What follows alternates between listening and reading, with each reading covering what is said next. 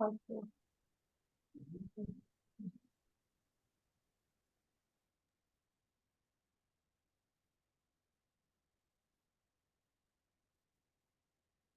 morning, everyone. Welcome to the bonus sessions for Bhagavad Gita. So these sessions came around because when I first created the Bhagavad Gita training, which you have access to if you're watching this, it was particularly oriented around one sloka, one verse of the Gita that was related to women and the way that women were described. And it talked about things like intelligence and memory and capacity for forgiveness and all these different qualities around women. And although in that training, I did do a couple of sessions that were sort of context sessions that gave you the context of the Gita, when we got to the end of it, I did feel like I wanted to spend more time giving you more general kind of background context around Gita, independent of that one specific focus on the women's teachings. So that's really what this is all about, which means a couple of things. First, that these sessions today and the next session, which is in 2 weeks' time, will make a lot more sense if you've already engaged in the material in the main portal. So for those of you who are new to this training, my recommendation would be go back into the portal, go through those ones first, and then come back to these. I mean, you don't have to do it in that order. If you're here live, it's all good. But that's kind of the way that the course has been created. The other thing is, it means that in this session today and in the one in a couple of weeks, I am jumping around a bit from topic to topic, because really all I'm doing is filling in the gaps of what I feel like we needed a bit more time on in the main training. So forgive me that it isn't like the most linear, logical. It's really just we're like filling in the gaps so that we've got all the information, in one place at the end. So today, with all of that said, we're going to look a little bit at the difference between Bhagavad Gita and Patanjali's Yoga Sutra. And I know many of you have done my Yoga Sutra training, so I wanted to kind of give some context around that. We're also going to look at Krishna, specifically who Krishna is and what the role of Krishna is in the Gita. And then we're going to look at this idea of devotion and what devotion means, just briefly at the end. So that's my aim for today. Next week, we'll be talking more about karma and some of the other pieces in the Gita that are important and need a bit more explanation. So before we dive in, let's just take a moment to come to sitting and get settled and oriented, ready for the teachings.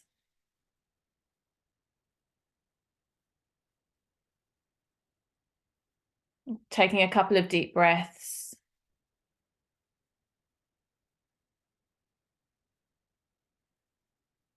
Relaxing your jaw and relaxing your face, feeling that your spine is upright.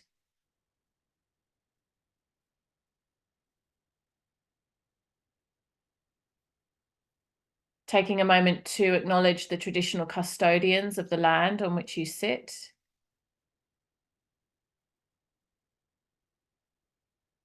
To acknowledge the teachers that come before us in the lineage of Bhakti Yoga.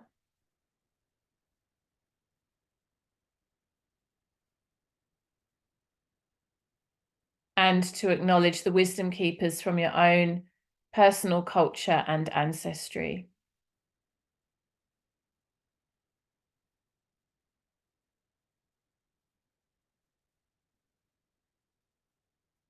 Loka samasta sukhino bhavantu. May all beings everywhere be happy and free.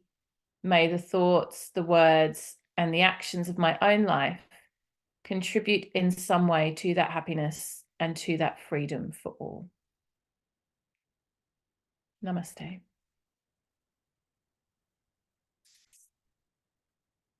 Okay, let's jump in. So there's I think there's 12 of you in this bonus group, which is fabulous. And I know like a few of you are here live, but most of you are going to be listening to the replay. So I'm going to move through the material first so that those of you listening to the replay kind of get that in one nice chunk.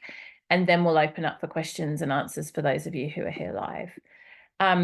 So the first thing I wanted to start with today is a little bit of discussion around where Bhagavad Gita fits in the sort of context of yoga philosophy, and then how that fits in with Patanjali's Yoga Sutra. So the first thing to say about Vedic teachings and scripture overall is that it's a vast body of work. So often people think, I mean, Bhagavad Gita, we could talk about it as the Bible for Hinduism, you know, like what the Bible is to Christianity, Bhagavad Gita is to Hinduism. And it's certainly the most well-known Hindu scripture, that's for sure. But it's also important that you know that there are hundreds of other scriptures, like literally almost endless amount of scripture that you could read and study. And this is just one. So you know, it's not like this is the be all and end all, or this is the only, you know, set of teachings. Bhagavad Gita is approximately, and this is very approximate because we don't know exactly because it is so old, approximately 5,000 years old. It's also debated hotly, you know, how old and where it was first discovered, and anthropologically there aren't really clear answers, and sort of historically to that, because it's just such an old text. I mean, if you try to even imagine what 5,000 years means, it's sort of beyond our comprehension. But it's certainly one of the first religious scriptures, you know, that's in existence that we have access to. So we can say that it's a founding scripture in the sense that it provides a foundation upon which many other scriptures have been written and created. And Patanjali's Yoga Sutra, on the other hand, is only around 2,000 years old, so more contemporary than the Bhagavad Gita. So Patanjali would have been writing in the context of being familiar with the teachings of the Gita.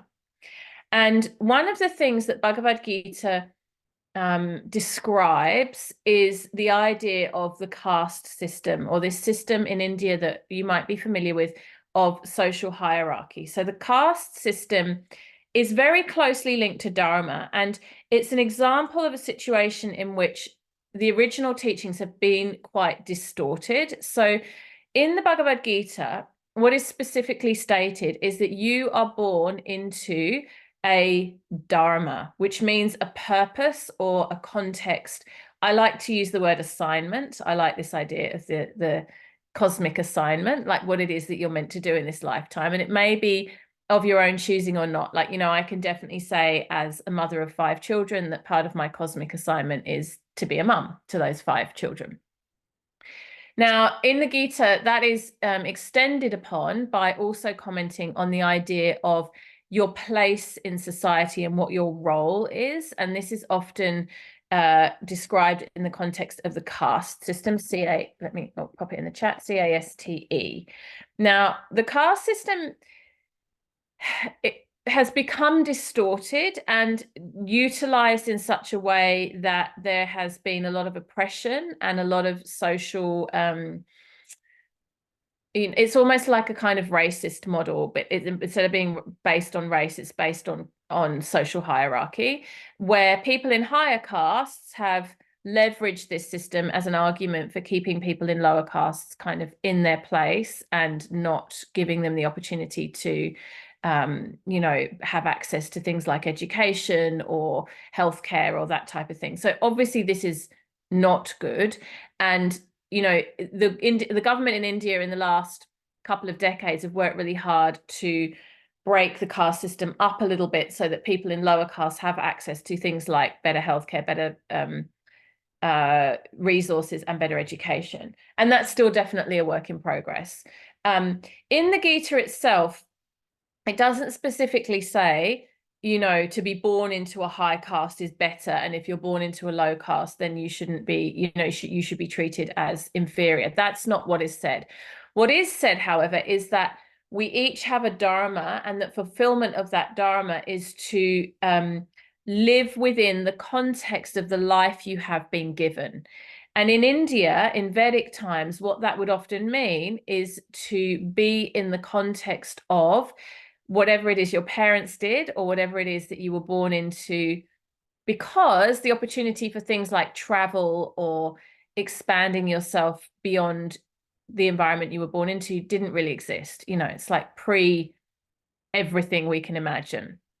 So where you were born and the context you were born into very much dictated what your life would be like. If you were born into a farming community, you'd probably become a farmer. If you were born into a family of, blacksmiths or bakers or whatever it might be, you would probably fall in that lineage. You would probably do the same thing as your parents and your grandparents. And, this is true even in Western society up until relatively recently. It's only in the last few hundred years that we've had the opportunity to expand beyond those possibilities.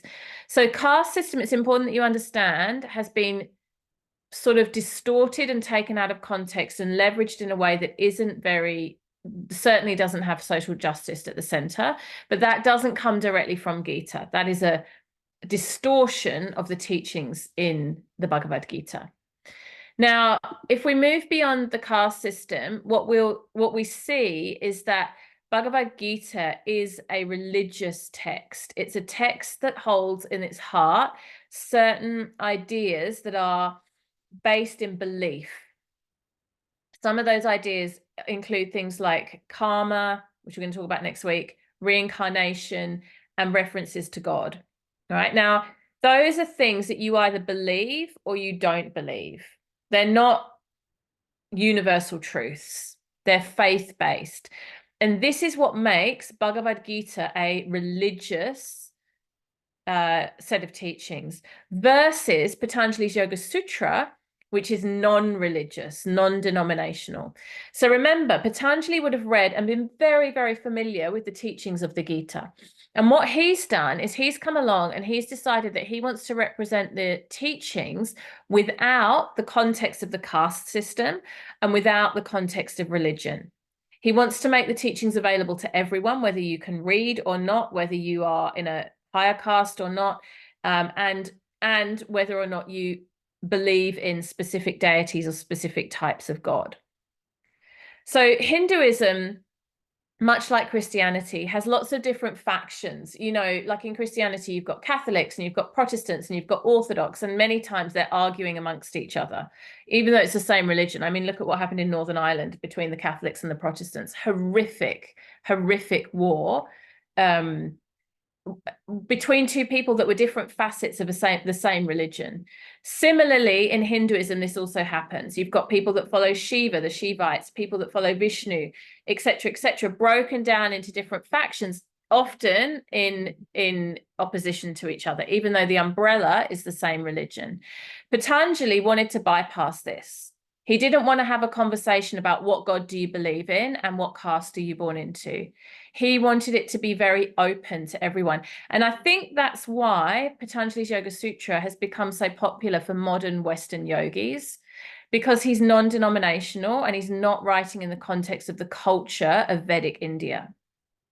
He writes about universal principles, which we can call philosophy, not religion. He writes about telling the truth, being non-violent, not stealing, being non-judgmental, being grateful, etc. These are things, doesn't matter whether you're Jewish, Muslim, Christian, Hindu, everyone subscribes who's wants higher thinking to these types of philosophies. So there's a clear distinction between Yoga Sutra as a philosophy text and Gita as a religious text.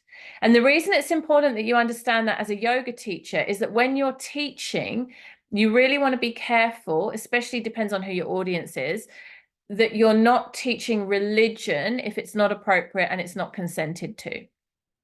And this is where we can kind of get a bit murky with Bhagavad Gita. Like if we start talking about Krishna or reincarnation or even Dharma, we're dipping our toes into the water of religion. And people may or may not have signed up for that if they're coming to a yoga class. It's something to be aware of. In Patanjali's Yoga Sutra, Patanjali uses the word Ishvara to talk about God, and Ishvara is the God of your own understanding. And in nearly 200 sutras, 200 little teachings, he only mentions God 3 times. So he's not very, focused on this element of a higher power or connection to a higher power. And even when it is, it's you get to pick your own God, choose the version of God that resonates for you.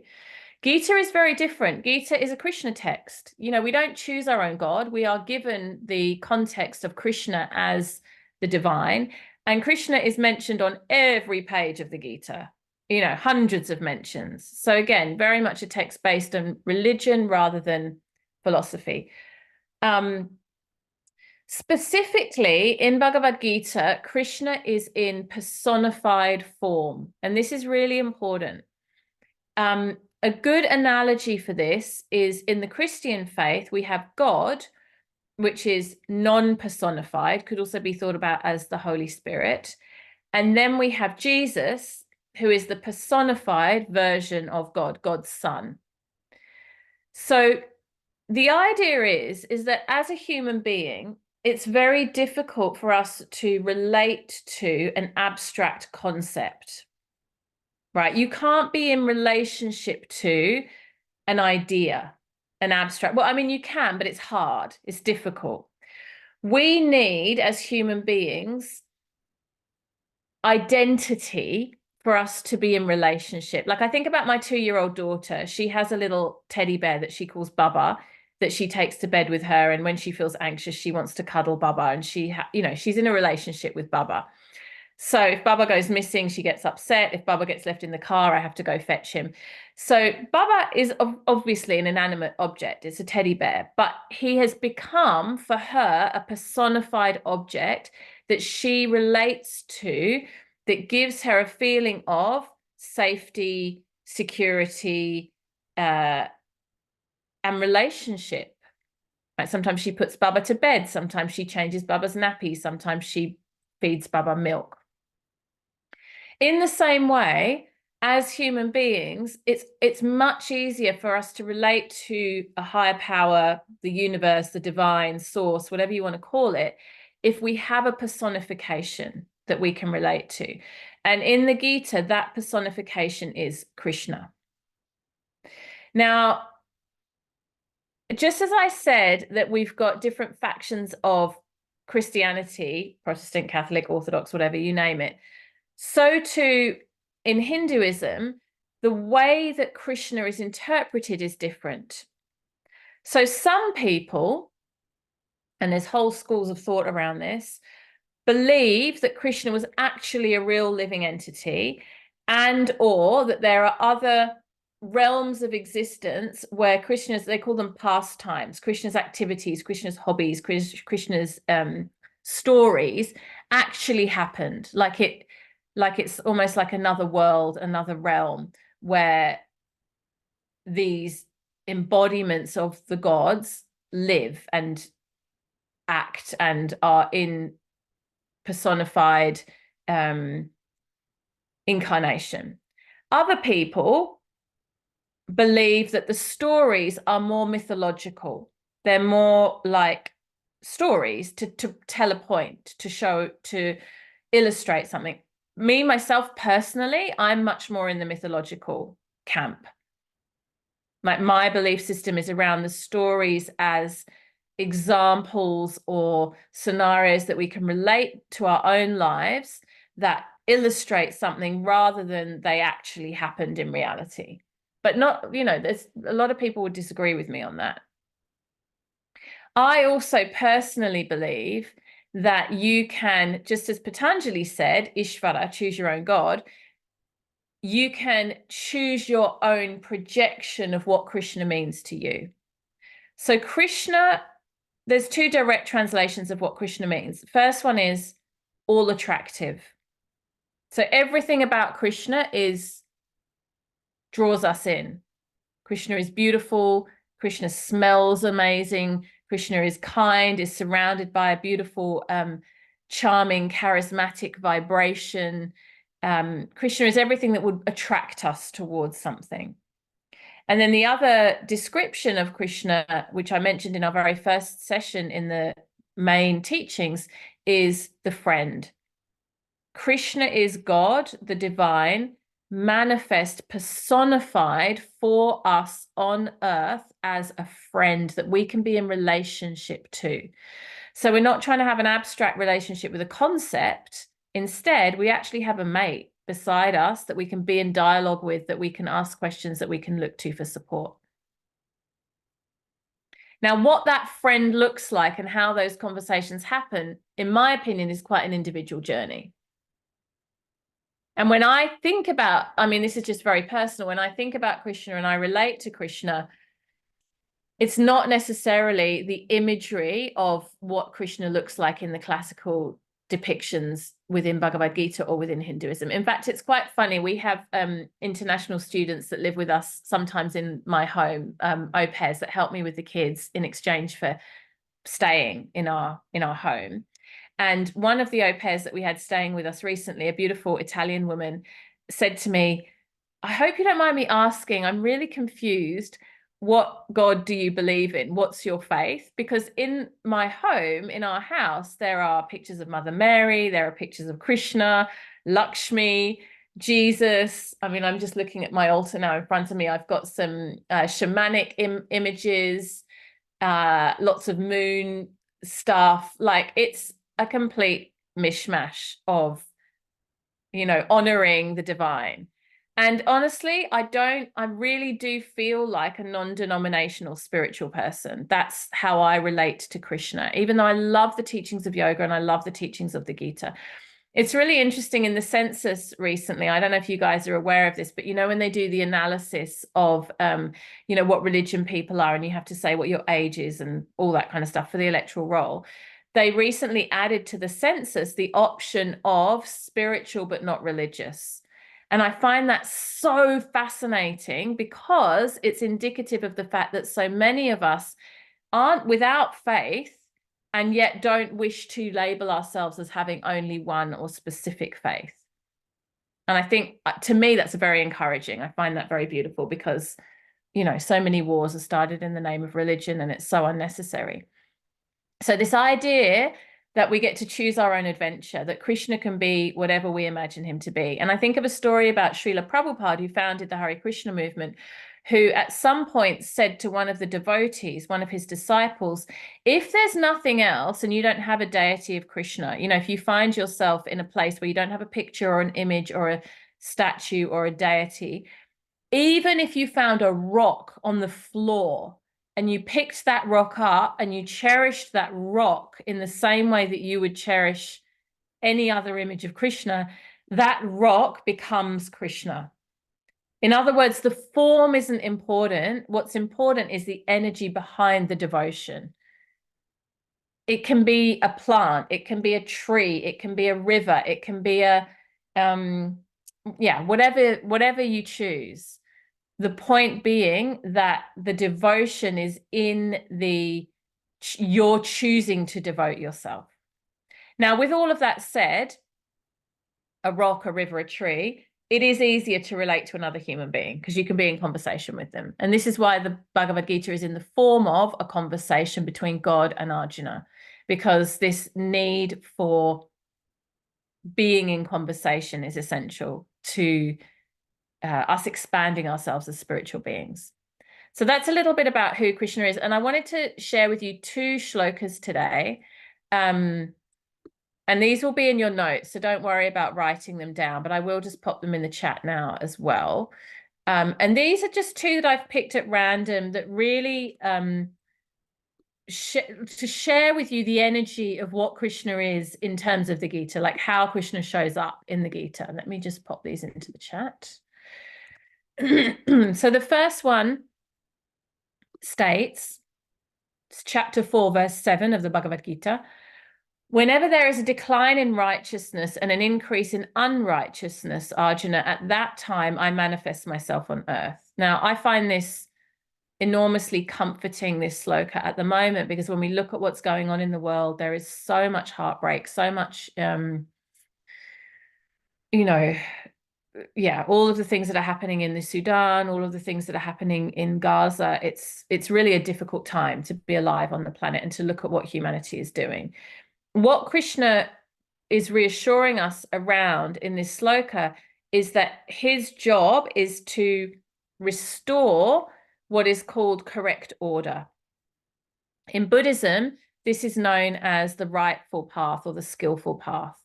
So we can talk in Buddhism, the Buddha had teachings around right action, right work, right, right relationship. And this means action, work, relationship that are aligned with the highest good, that will lead to the highest good. And so when the world is in disarray, like right now, when we look at the world, we look at what's happening in Gaza, for example, and we go, how is this possible? How is this possible? Like there's this deep, deep pain in our hearts looking at what human beings are doing to each other. Or for me, I look at the way that animals are treated in factory farms or in live export, and it's beyond my comprehension that human beings are still doing this at this time in the world. And what this particular sloka in Gita reminds us is that Krishna will manifest and be available to us to restore right order. Now, one of the beautiful things about this is that it happens on the macro and the micro.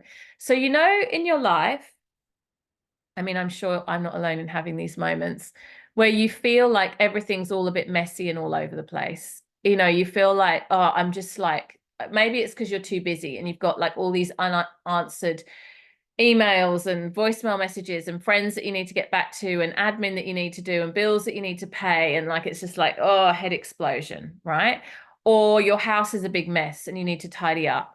Or you've got a piece of work that you need to do and you don't know where to begin because it's all just like confusing. So whenever things feel overwhelming, confusing, too much, messy, then in the micro, within ourselves and within our own little lives, Krishna is available to us to help us restore right order, particularly if it's in alignment with our dharma, with our calling. So when I get overwhelmed with parenting and I'm like, oh my goodness, there's so many children. How am I going to serve all their needs? How can I be available for all of them? How can I be a good mum? Then through this sloka, through chapter 4, verse 7, I am able to call on Krishna and ask, help me restore correct order. It's very practical. And this is what I love about the Gita. Help me know what my next most important step is.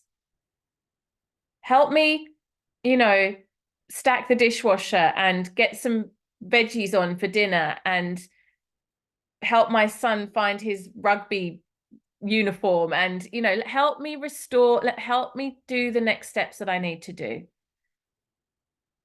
When you've had an argument with someone, when you're in difficulty, when you're feeling really upset with someone or really, you know, there's like a disconnect, help me restore correct order. How do I reach out to this person? What type of communication do I need to have? Do I need to not have communication for a while? Do I need to have a break? Help me restore correct order. So Krishna is available to us and the word that's used in the translation here is evil. That's a very Christianized translation. I'm not going to advocate that as the best word. It's disorder, dysfunction, toxicity, confusion, murkiness, overwhelm. Help me restore correct order.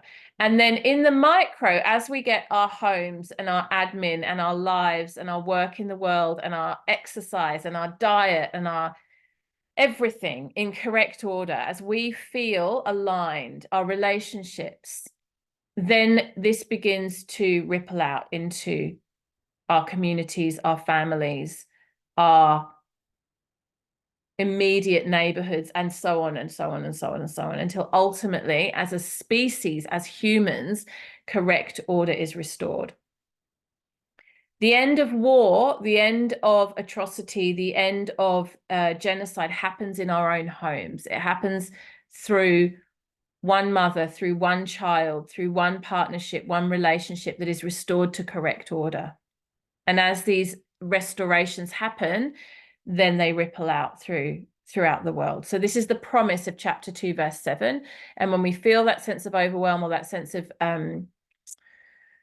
disorder, we can reach out to Krishna and ask for a restructuring, a reorganization, a download of what is the next vital step. And then chapter 9, verse 22, similar but different, where Krishna is like, I always think of Krishna as the parent. So, you know, we have Krishna as the friend. In this particular shloka, chapter 9, verse 22, I think of Krishna in the role of parent. And basically what he says is, I will carry for you what you cannot carry for yourself, and I will preserve for you the work that you have already done. So the way I interpret this shloka is, again, very appropriate for our times, is Krishna is promising to help us stop self-sabotaging.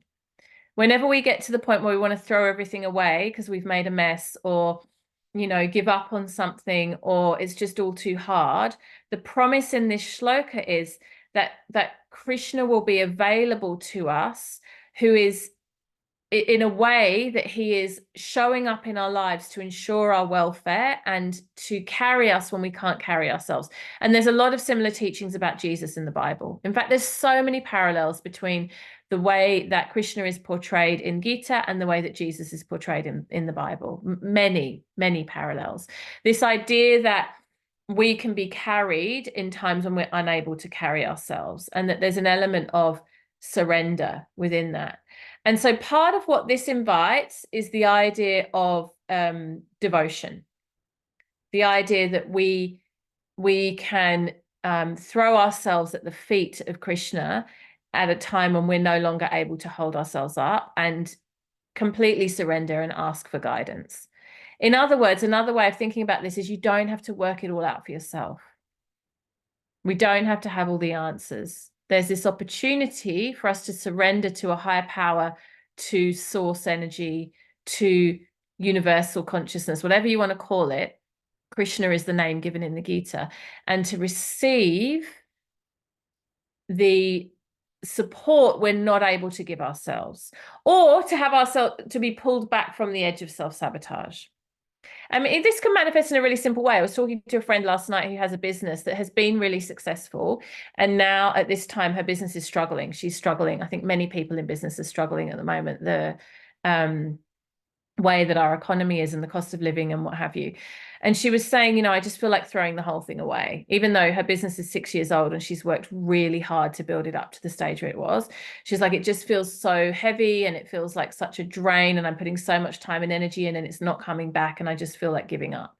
And I always think of this sloka in those moments. It's like, it's so easy for us as human beings. And we do this not just with businesses, with relationships, with so many things, to just throw something in the bin when it's too hard.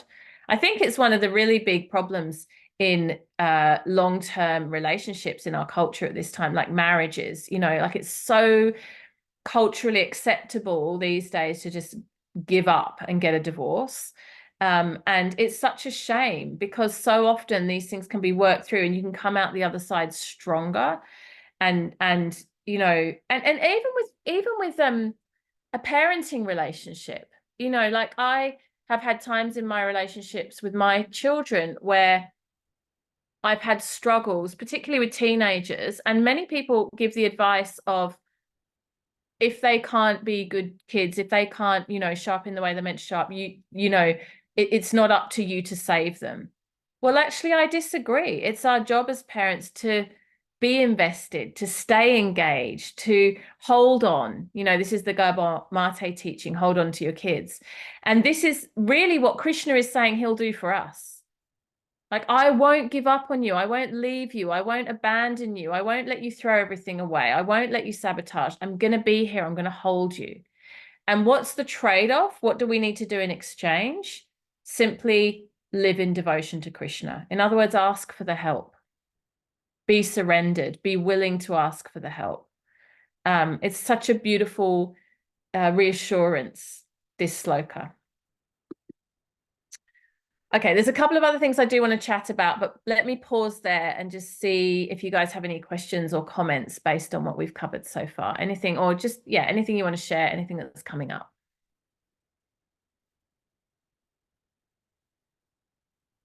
Shay. Hello. I perhaps you want to answer it at the end. It was going to be a question about the caste system. Go for it. Yeah, great. So in the distorted version that we have, which is impacting the way people in India are treated, there's what's known in English as the untouchables. They're the ones that are seen as like unclean, often very poor, and like massive numbers of children in forced labor who have been trafficked into even other countries, sold, literally sold. The word untouchable and like that particular caste, what is that? Where has that distortion come from? Like, what's the original sort of lowest caste in the Gita? Yeah. The Gita doesn't outline the specific castes in the way that Okay. they are manifest in India today. What the Gita says is, and actually this is a very beautiful teaching that has been completely distorted, is there is great, I really want to find the right word. There's great respect and honor in doing menial work. Like, do not think that cleaning, sweeping, cooking, growing food makes you in any way less than. This is a humble, joyful, beautiful way to live. In fact, my teacher, Sharon Gannon, wrote an essay on this. It's absolutely so special. It's called Cooking, Cleaning and Gardening. I'll find it and I'll link it to the notes. And it's basically about how spiritual, like the true essence of spiritual life is in cooking, cleaning, and gardening. It's in sustaining ourselves in a wholesome way. This is actually the most beautiful thing that we can do. And Gita reflects that. It says that a humble life where you get to, and look, if we look at, like, for example, very wealthy people or very famous people who don't have to do any of their own cooking, cleaning, or gardening, everything's done for them, there's often a kind of disturbance or sickness that comes with that, right? When you're so disassociated from being able to provide for your basic needs, it creates damage. We're meant to be a little bit engaged in caring for ourselves, even if we have the means not to, right? Which is why you do see people with enormous influence and wealth and capacity actually loving to do things like, look at Michelle Obama starting all the White House veggie gardens. It's like there's something really special about going back to basics. And that's what Gita says. So it says basically, don't be ashamed if your job is sweeping the streets or cleaning the toilets or growing the food. That's a noble is the word I'm looking for. That's a noble and righteous dharma, and that we all have the capacity or the need to have some of that dharma in our lives. Now, the way that's been distorted is to say, oh, if you're in a lower caste and your dharma is to sweep the streets, or your dharma is to clean toilets, then you shouldn't aspire to anything else. Be happy where you are, stay in your position, because anything above that is you kind of wanting to move above your station, and Bhagavad Gita says that's not necessary. So you can see it's a subtle distortion, but it's actually very powerful, because what it does is it creates a hierarchy that keeps people in their places. And then that leads to all the problems that, it's exactly the same model as racism. It's just applied to social structure rather than racial profiling. Yeah. So it's been obviously like that interpretation or misinterpretation, misuse has been very deliberate, like throughout colonialism, capitalism. Yes. It's like the basis for exploitation, which the powerful want. So that makes total sense. Yeah. That's really interesting, actually, because sorry, I was just going to say, you'll hear it in India, or like even now when I was in India at the beginning of this year, it's really interesting. You hear wealthy Indian people completely justifying the way they're living, like, for example, living in a luxurious penthouse and sipping on cocktails that cost $10 each, and then stepping out of their front door and there are people living in the street that have no shoes and no food, and where $10 that they've just spent on a cocktail would be enough to feed them for a month. And in their minds, it's completely justified because of this distortion of dharma, of a caste system. That's what they were born into. That's where they're meant to be. It's a bit like the argument, and it sounds horrible to say, but it's actually true, that people have about animals. Like, well, they're meant to be eaten. They're meant to be there to provide for us. And the caste system is like that, like the untouchable caste, they're meant to be in that role. I mean, it's absolutely disgusting. But it's there's that element of dehumanization. Oh, completely. And it's so deeply ingrained. It is changing. It's getting better. And it's one of the few positive influences of Western culture in India. So I think most of what Western influence has done in India is not helpful, but this more liberal thinking and humanitarian thinking is actually a positive influence. So affluent Indians who are westernized now would be embarrassed, at least, to express that, although they might still think it. Yeah, sure. It's the context of the Mahabharata and how Krishna is born and then lives with the cowherds. You know, he becomes a cowherd. They're his best friends. He goes out and does all of that basic, what might be described as menial work. And, you know, his family are those people, and his lovers as he becomes a teenager are the women who would be considered quite lowly as well. But they are his happiest years. Like, Yeah. if you really, it's all of that happens well before the conversation happens with Arjuna on the Yes. battlefield. So it's really interesting that it's like that context has been deliberately forgotten in Yes. order to allow this distortion to occur. Yeah, you're spot on. That's exactly right. And if we look at Christianity, very similar messaging. Jesus was born in a stable. His father was a carpenter.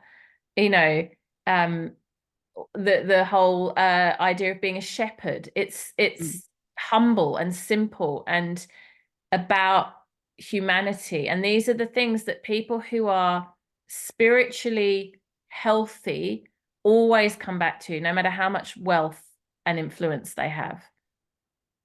Yeah. Thank you. Beautiful. Thank you. Any other comments or questions? Okay.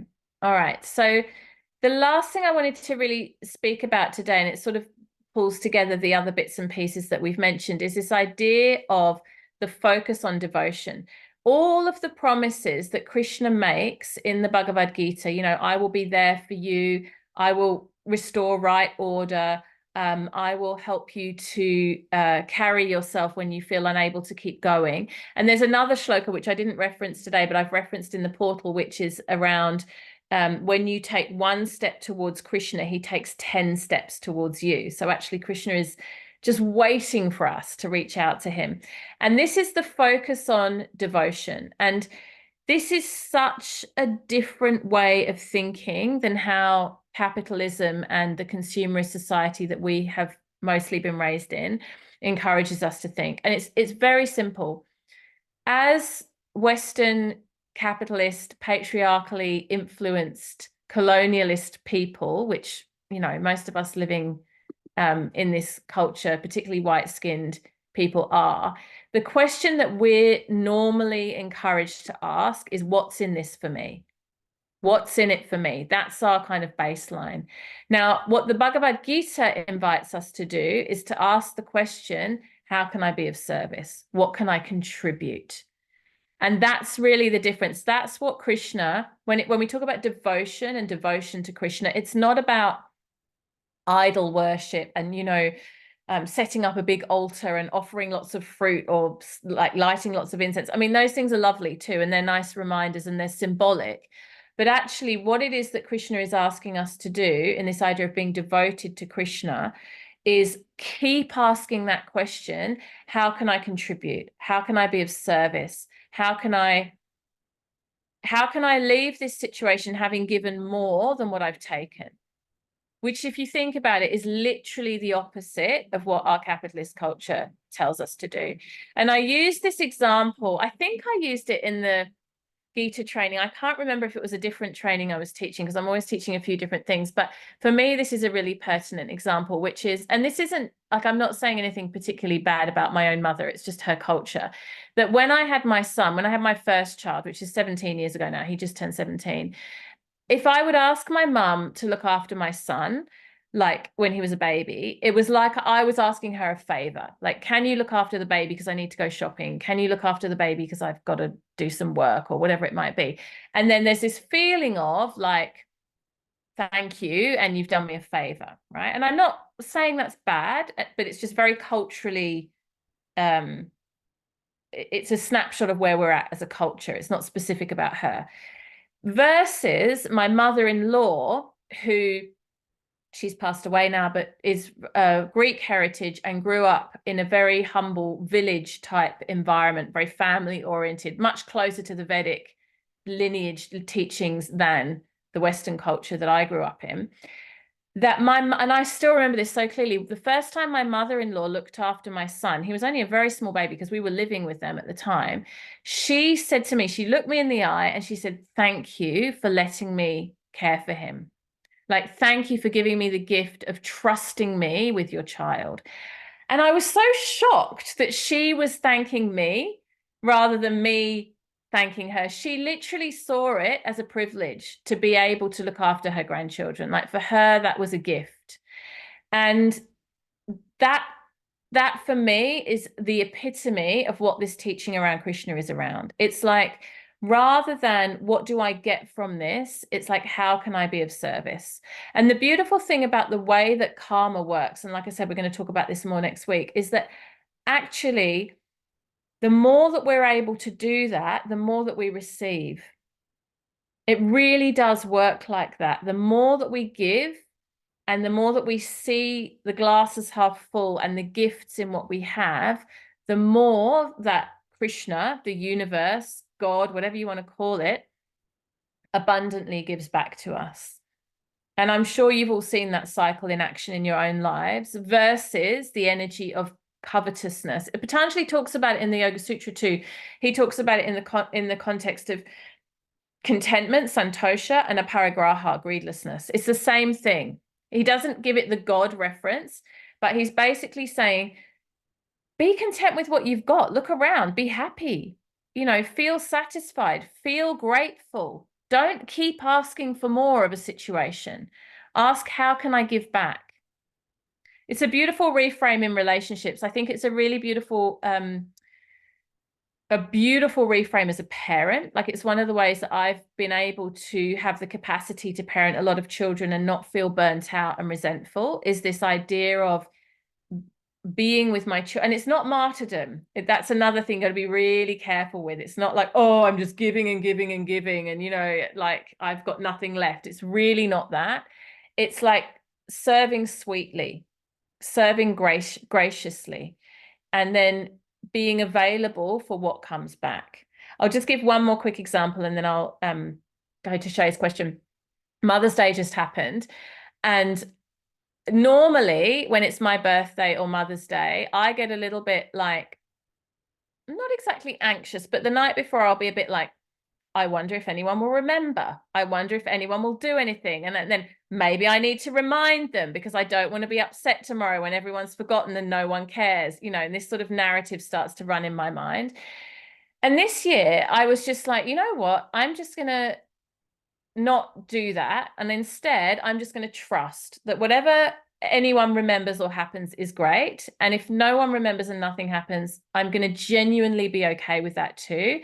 And just know that my kids love me and that it's all good and swaha, right? And so the beginning of the day happened on Mother's Day. Everyone forgot. It was just like completely normal Sunday, nothing. I was like, okay, this is how it's going to roll. It's fine. I took myself off to the market. It was raining. It was miserable weather. And then slowly as the day went on, I could see the penny dropping and various different children and people in my life remembering. And my mum called me. And then my ex-husband remembered, and I overheard him, actually I wasn't meant to hear him, talking to my eldest son, and they started organizing something. And then by the end of the day, they'd made me a beautiful dinner. Someone had bought me some flowers. Like, it had happened. They'd gotten themselves together, and it was so lovely and unexpected and genuine, and also much more authentically them than something that I had engineered or kind of tried to make happen.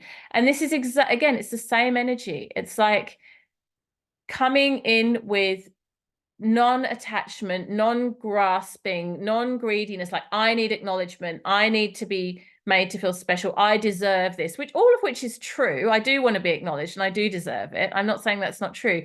But when the energy is different and the energy is one of surrender, receivership, just having a little bit of spaciousness around it, something very different can happen. It allows the opportunity for something very different to happen. So that was a lovely example of these teachings for me, Shay. Yeah, that actually demonstrates perfectly what I was going to say about that transactional relationship where you expect something, or something has to be of a particular standard or quality, versus just the energy of giving with a pure heart, whatever it is that you're able to give. And that's that message that Krishna brings in again when, like, I think he goes to negotiate to try and stop the war before the battle occurs, and he's like sort of being prepared a feast, but it's coming from a place of, oh well, we have to do this because he's got a particular like position in life, and so we have to put this feast on, and we also need to bribe him or kind of get him on our side. And he's like, I don't want any of that, even though it's the best possible food and drink I could ever imagine. I don't want that. And he goes to the poor family who have almost nothing, and they give him what they can, and it's the most delicious thing he's ever tasted. And it's because they give that with genuine love and reverence, whereas it was unclean. The other offer was like, it didn't feel right because it wasn't from the heart. Yeah, beautiful. I mean, it says in Gita, a drop of water, a leaf, a flower. These are the only offerings Krishna asks of us. A drop of water. Doesn't get much more humble than that. Not even a cup of water, a drop of water. So it's not about it's not about the things, it's about the energy behind. And again, it's all about the true service. And it also says in Gita that your reward will be tenfold when your giving is anonymous. And this is another one we're really bad at in our culture. It's like, all right, I'll do the thing, but I want credit. I want everyone to notice, And actually, it's really beautiful to give without expectation of reward or credit. Now, there is a fine line, because you can put yourself in a position where you're being taken advantage of. So I'm not advocating, it's not that, because Gita also asks us to stay in our dharma, which means being aligned in our service. It's not just give and give and give until you're completely burnt out and everyone's taking you for granted, which can happen. And if you're like, the people pleaser element, that's not the same thing. Because actually, when you're people pleasing, you are looking for credit in a twisted kind of way. This is about the complete surrender, the truly giving for the sake of giving, without expectation of reward. And it's such a beautiful energy to, whenever you notice yourself becoming grasping, like clinging or sort of like wanting to hold on, dropping into that energy, it's such a relief. It's like a true surrendering. And that's, for me, that's the devotion that Krishna is talking about in the Gita.